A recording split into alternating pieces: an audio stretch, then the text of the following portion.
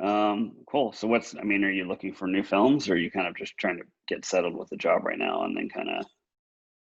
Yeah, it's weird. My mom lives in Lake Tahoe, so that's kind of what made me apply to Reno. And just I was doing a freelance job working on a podcast with a former professor over the summer, and that ended. And I was like, I could accept this job in Reno that I never anticipated of even applying to, or I could maybe not work for another 6 months. So Yeah. I took the job, and I'm settling in still.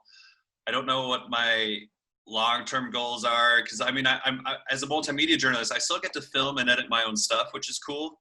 But Yeah.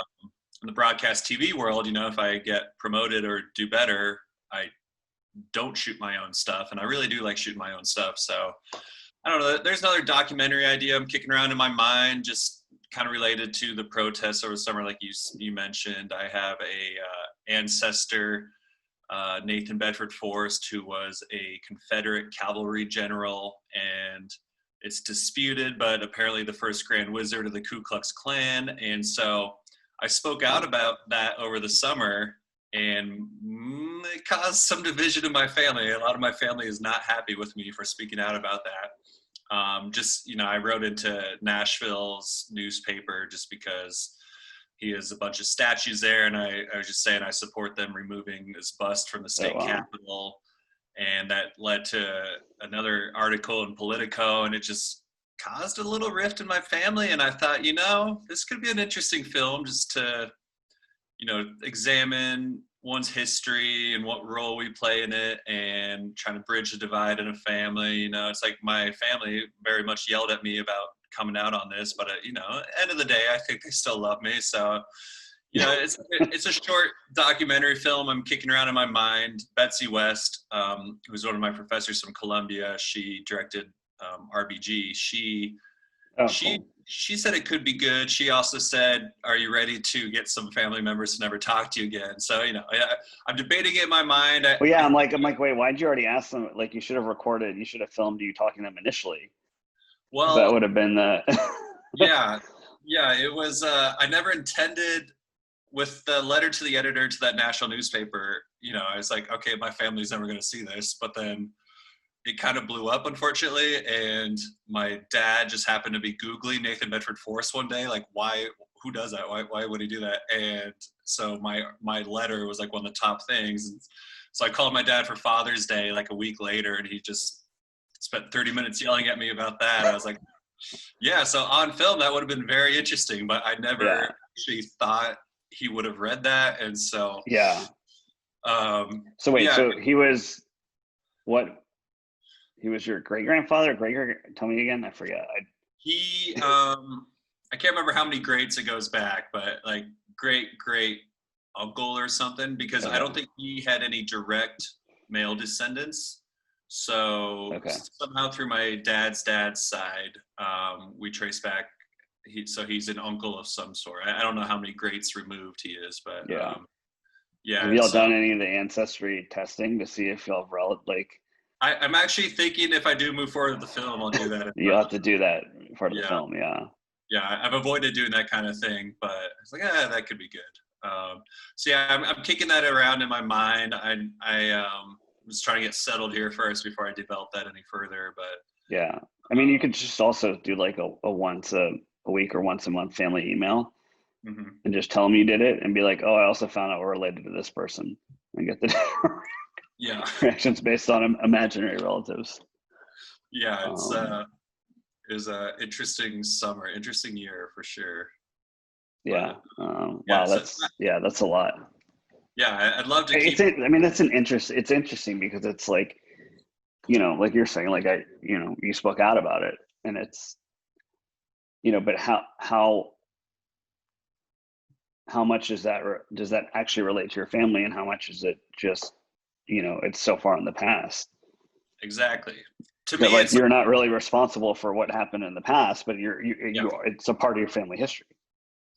yeah, and the family tries to claim they're proud of the ancestry because he was such a good military leader, which he was apparently by all accounts, a very great cavalry leader. But it's like, why would we celebrate that? I mean, he fought against the United States, first of all, and he made his fortune selling trading slaves. But then my family is like, oh, well, after the war, he renounced that, and it's up for debate. But they say he came to support Black lives by the end of his life. I'm like, well, A, it's up for debate, and B, even if it's true, you still have to. It's still not something to celebrate or have like a bust in the Tennessee State Capitol for. Like mention that in a museum or something. There's no need to put this Yeah. guy really on a pedestal. So.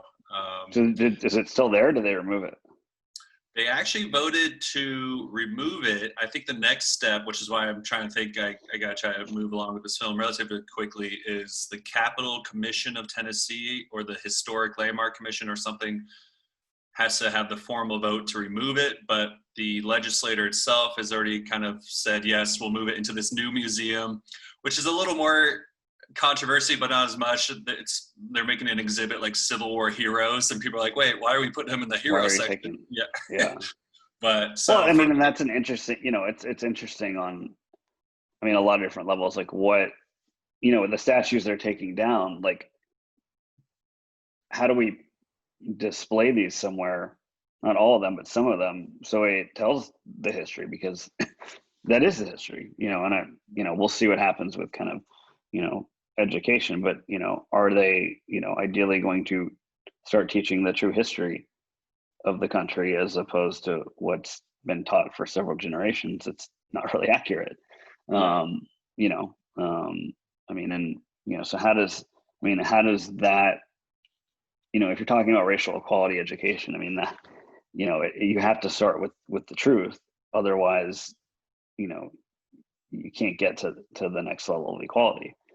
If you're saying something that's not true, then people aren't going to realize, where the core of the issues have come from.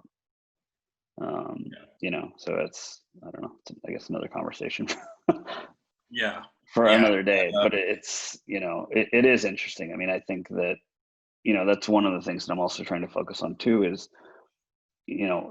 how do we bring the Jewish community and the Black community together, which, kind of hand in hand in the past, and, helping each other out, supporting each other, and how do we kind of, as a film festival, help do that further.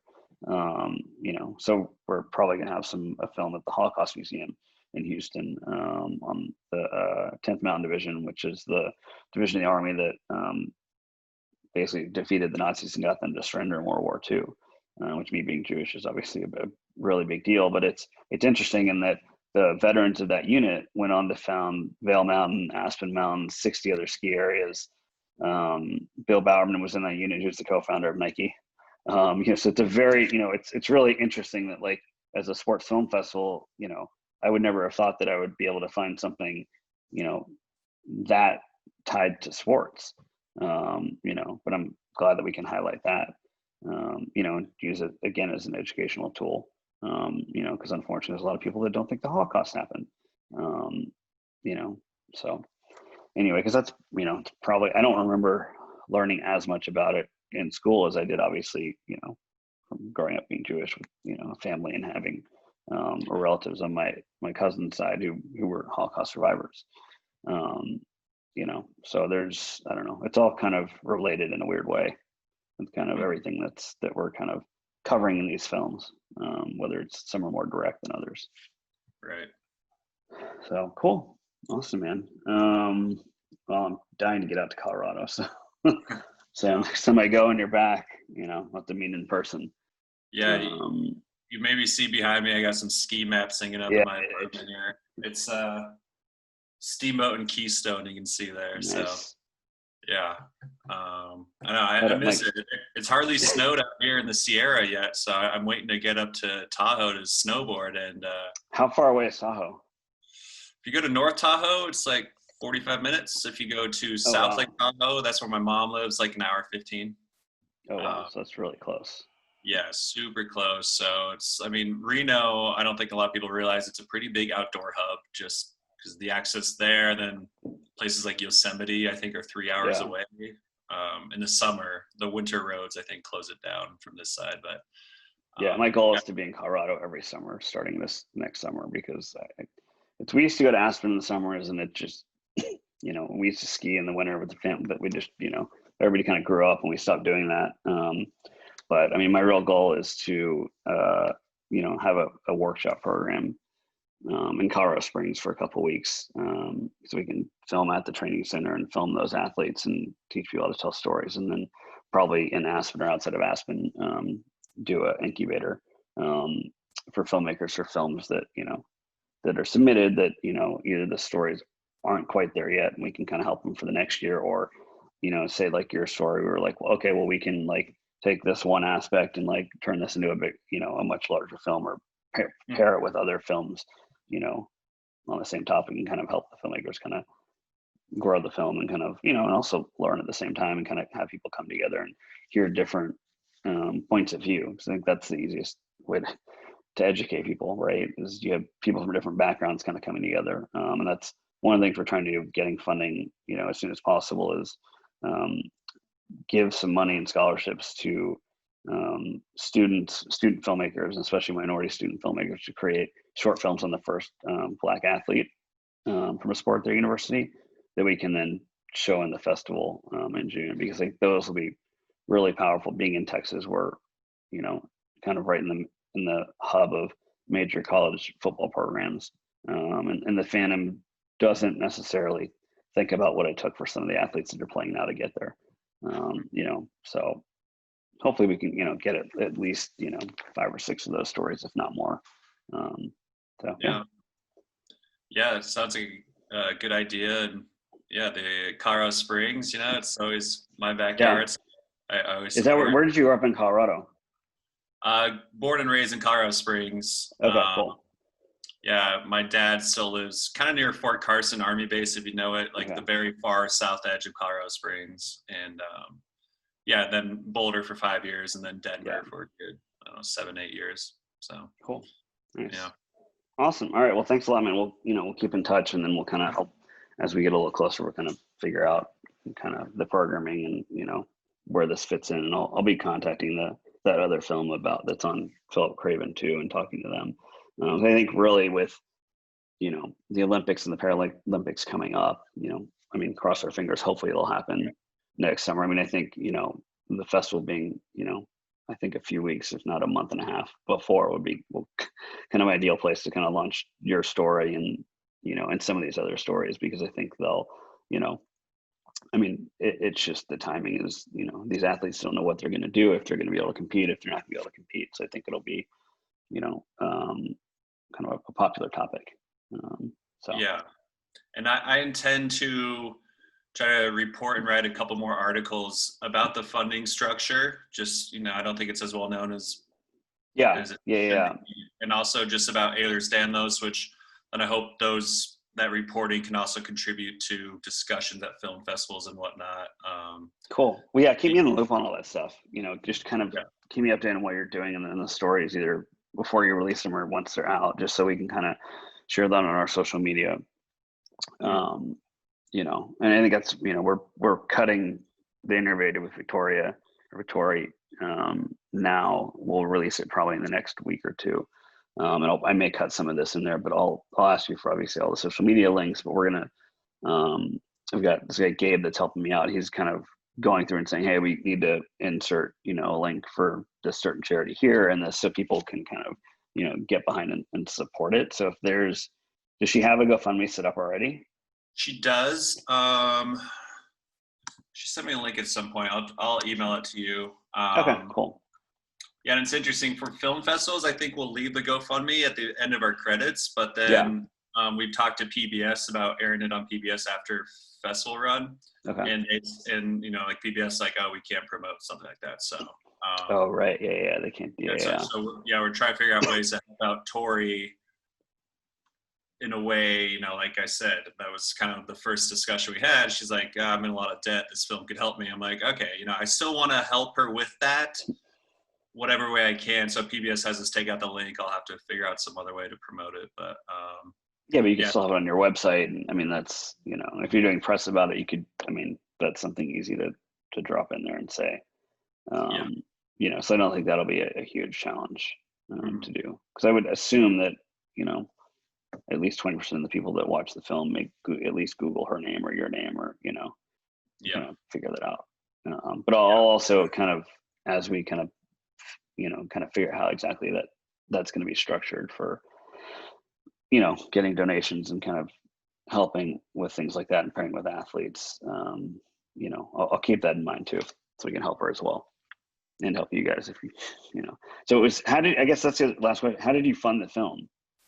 Or was it just you guys spending your time and doing it? Yeah, so the benefit of producing through Columbia is we're technically funded a lot by them. They estimate production support from Columbia Journalism School ends up adding up to about $100,000. So we kind of say our budget was 100 to 120,000. So they kind of provided a lot of the equipment and whatnot. Once things happened, I have my own equipment that I use for some stuff, but a lot of it was Columbia provided equipment, which was nice. And then they provide an additional $3,000 of support. And then we had a pitch meeting with all the different documentary groups within our documentary cohort, which was 6 total films. We all had a pitch to commissioning editors from CNN and PBS, Frontline, and I can't remember the other one. And we had to pitch and sell our film, and then they decide how to allocate additional funding. And so Brian and I got an additional $2,000 from that. And then we became Pulitzer Center and Crisis Reporting grantees, which was an additional $3,000. And we were so we used all that additional funding to kind of help fund post-production stuff, like hiring our composer, our colorist, our sound designer. Our sound mixer was provided through Columbia, so that was nice. And then, let's see what else. Yeah, so that's kind of where all the funding came from. And then, like I mentioned, for the distribution applications and whatnot for festivals, my friend Kat graciously said she'd pay up to a certain amount of money to get a producer credit. Well, it's something we negotiated. She wanted to help it, and we were like, oh, well, we need to find more funding to apply to all these festivals. And she's like, oh, how about I just do that? Because she was very nice about it. And so, so we, we had to work hard for some of that funding, and then just some of it luckily came to us in the form of people like Kat. So yeah, I mean, it was still very much a shoestring budget. We would take the train to Poughkeepsie from New York City, 2-hour train ride with all of our film equipment some days. No helicopters? Yeah, no helicopters.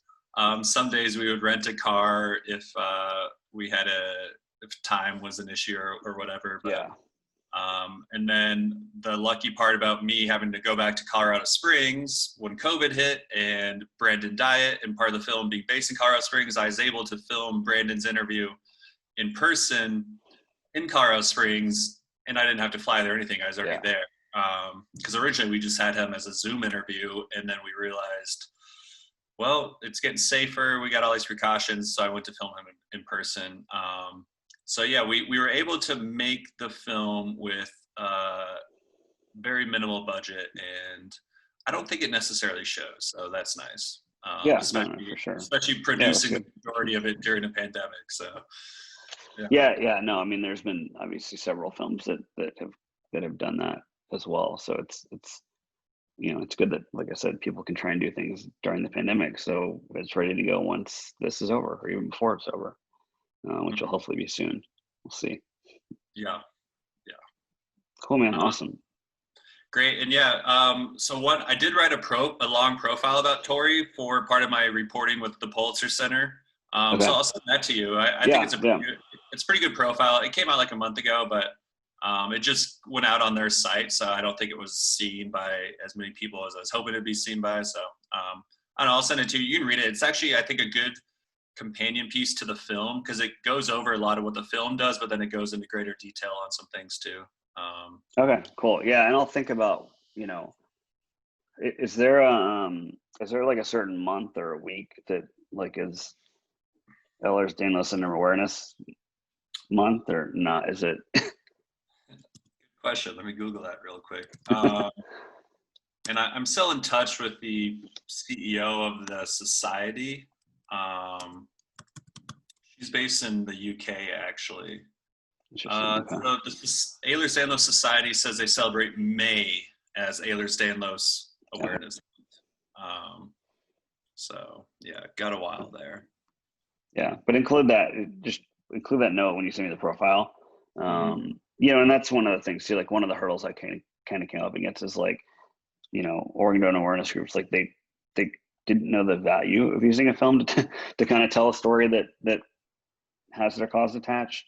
So it may be worth also kind of talking to that society as well and saying, look, we have the platform to generate a ton of awareness. How can you guys be involved to help that? At the very least, if it's in person, have a table. If it's virtual, then have a virtual booth, and because it's a great opportunity for you guys to kind of spread the word through the festival about EDS. So hopefully, doctors will understand it better, so people can be diagnosed by the doctors instead of having to self-diagnose. Yeah, and I'm kind of, in my mind, I'm like, someone could watch this and be like, wait, that happens to me too. Maybe that's what's been going on with me this whole time. So yeah, who knows? It's just such a very little understood disease. So yeah, that is something Brad and I plan to do before the festivals kind of start up, is kind of make an educational thing, whether it's like a written reporting article that I write up, or we just kind of make like a little thing just about EDS. And the society said they'd support us in that. I'm sure they have their own literature, but we would try to spruce it up a bit. Yeah, no, for sure. And that's, my film kind of ties into, just the medical community in general, and especially, not Carson's not, my subject's not a minority, but you're talking about, minorities dealing with kidney issues and being on dialysis and, diabetes and, the Black community, it's a huge issue in their community. So I'm hoping that we can kind of also kind of help kind of with that aspect too. A lot of this stuff is just, if we can have better healthcare earlier, then more nutritional food and things, that it kind of solves the problems before they become major issues.